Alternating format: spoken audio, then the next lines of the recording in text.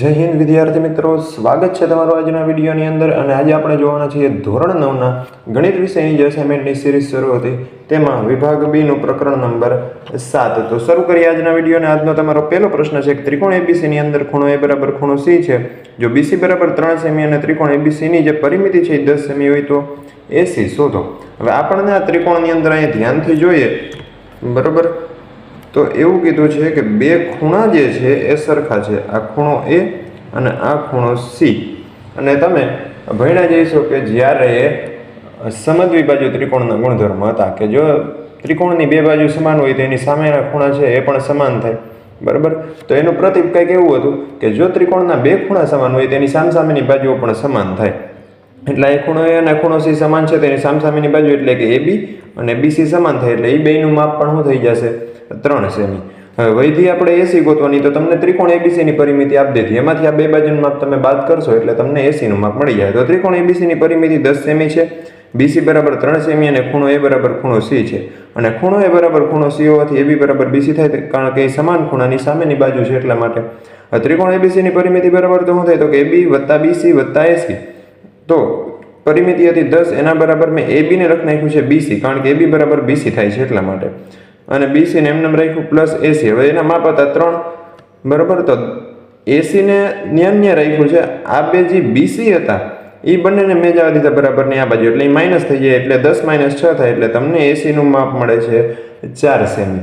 ત્યાર પછીનો તમારો પ્રશ્ન જોઈએ તો ત્રિકોણ એબીસી અને ત્રિકોણ પીક્યુઆર માં ખૂણો બી બરાબર ખૂણો પી, ખૂણો સી બરાબર ખૂણો ક્યુ, બીસી બરાબર પીક્યુ. જો એ બરાબર 50 હોય, બી બરાબર 75 હોય તો તમારે ખૂણો છે આર શોધવાનો છે. તો સૌપ્રથમ તો અહીં બે ત્રિકોણ આપણને આપ્યા એબીસી, એમાં અહીંયા ખૂણો બી આ ખૂણો પી સમાન છે. ત્યાર પછી અહીંયા ખૂણો સી ખૂણો ક્યુ સમાન છે. અને બીજી છે બાજુઓ આ બીસી અને પી ક્યુ આ સમાન છે.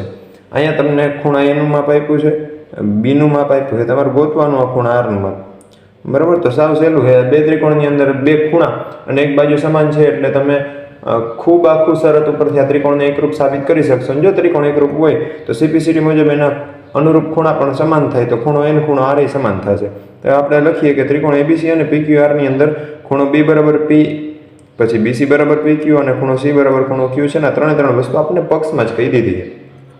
તો તેથી ત્રિકોણ એબીસી બરાબર થાય એકરૂપ થાય ત્રિકોણ પીક્યુઆર ખૂબ આખું શરત મુજબ, અને તેથી ખૂણો એ બરાબર ખૂણો આર થાય સીપીસીટી મુજબ. એ 50 હતું તો ખૂણો આર પણ શું મળે તમને? 50 જ મળે. ત્યાર પછીનો તમારો પ્રશ્ન છે કે ત્રિકોણ એબીસી ની અંદર એબી બરાબર એસી છે. જો ખૂણો એ 50 હોય તો બી અને સી શોધો. હવે અહીંયા એબી બરાબર એસી આપ્યું. આ વખતે સમદ્વિબાજુ ત્રિકોણ છે, એનો મતલબ આ ખૂણો બી અને આ ખૂણો સી કેવા થશે? સમાન માપના થશે. તો ત્રિકોણ એબીસી ની અંદર ખૂણો એ બરાબર 50 છે અને એબી બરાબર એસી હોવાથી ખૂણો બી બરાબર સી થાય, કારણ કે એ સમાન બાજુની સામેના ખૂણા.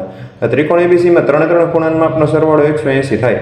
હવે એમાંથી એનું માપ છે 50, પણ આ બી અને સી સમાન છે એટલે મેં એને 2 ખૂણો બી કરી નાખ્યો, કારણ કે બી અને સી સમાન છે, એના બરાબર 180 થાય. તો 2 ખૂણો બી બરાબર 50 થઈ જાય, 180 જે બરાબરની બીજી બાજુ છે ત્યાં તો એ માઇનસ થઈ જાય એટલે કે 130.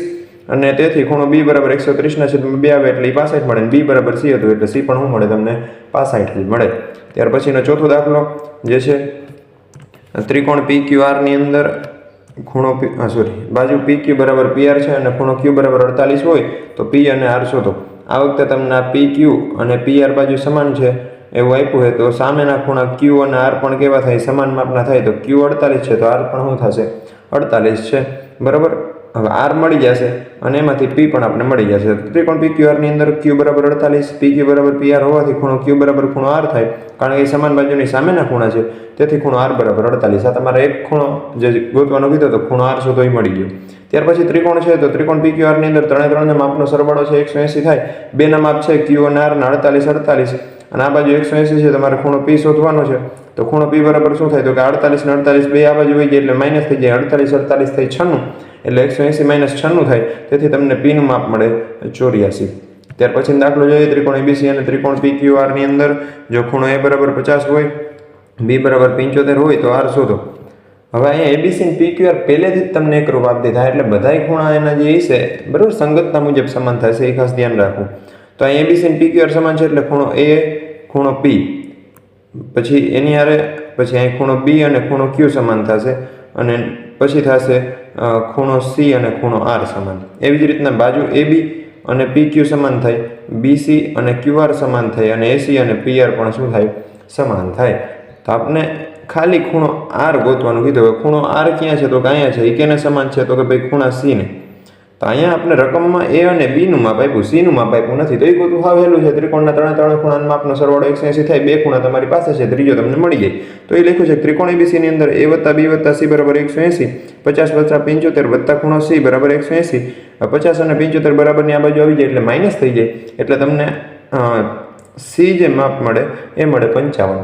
હવે C અને R તો કેવા છે ભાઈ? ત્રિકોણ ABC અને PQR એકરૂપ હોવાથી બે સમાન છે. તો તમને ખૂણો R નું માપ પણ કેટલું મળે? 55 છે એ મળે. તો મિત્રો આપણું આ ચેપ્ટર હતું એ થાય છે અહીંયા પૂરું. આપણે જલ્દીથી જ એક નવા વિડીયો સાથે મળીશું. ત્યાં સુધી બધાને જય હિન્દ.